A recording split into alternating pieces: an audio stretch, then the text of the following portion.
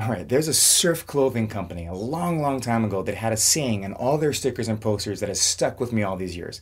They said, only a surfer knows the feeling. And it's so simple and so true.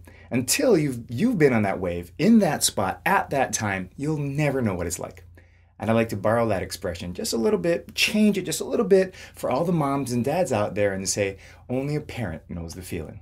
And that is, only a mom or dad will know the depths of love, care, nurture, pain, fear, heartache, and success that comes from being a parent. A while back, over 20 years ago now, when I first became a dad, I was told two pieces of advice I'd like to share with you. The Bible gives us some pretty helpful principles for parenting, and one of the most well known and sometimes most desperately held on to is the old proverb that instructs parents to train up a child in the way they should go, and when they're old, they won't depart from it.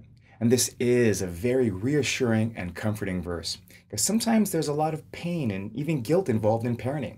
We want to do a good job, but we feel demoralized if or when our kids make decisions that are just so destructive. We beat ourselves up over it. We look back and try and figure out where we went wrong, what we should have done. Did I drop them on their heads one too many times? What did I do? Here's the advice that was given to me when I first became a parent and what I still hold on to years and years later. First, understand your role. You're not expected to produce a perfect child.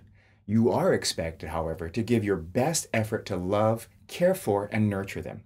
It's been said that we parents take too much of the blame when things go bad and too much of the credit when things go good. Our role is to give our children a boost in the right direction. That's what that proverb says. We're to start them off on the way they should go. We definitely can't make them go that way, but we can start them. One of the biggest challenges as parents is to live the way we want them to go. We forget that children probably watch us way more than they listen to us. So all that preaching, well, that may be less effective than you being a role model for them. The second piece of advice given to me was to pray for my kids every day, actually every night. I remember once when it was a particularly difficult day, looking in on my kids when they were young and praying for them as they slept. Seeing them all bundled up and cuddled up in their bed was like looking at little angels. It was so different from earlier that day. Praying for them reaffirmed my commitment to them, and it realigned me with our Heavenly Father. As parents, ours is a partnership with God. And there's a quote I want to leave you with from Marceline Cox, reminding us that it's not all work and no joy.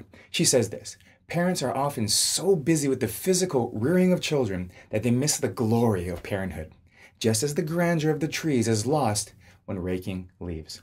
Parents, enjoy the time you have with your children. It's a feeling that only you can have.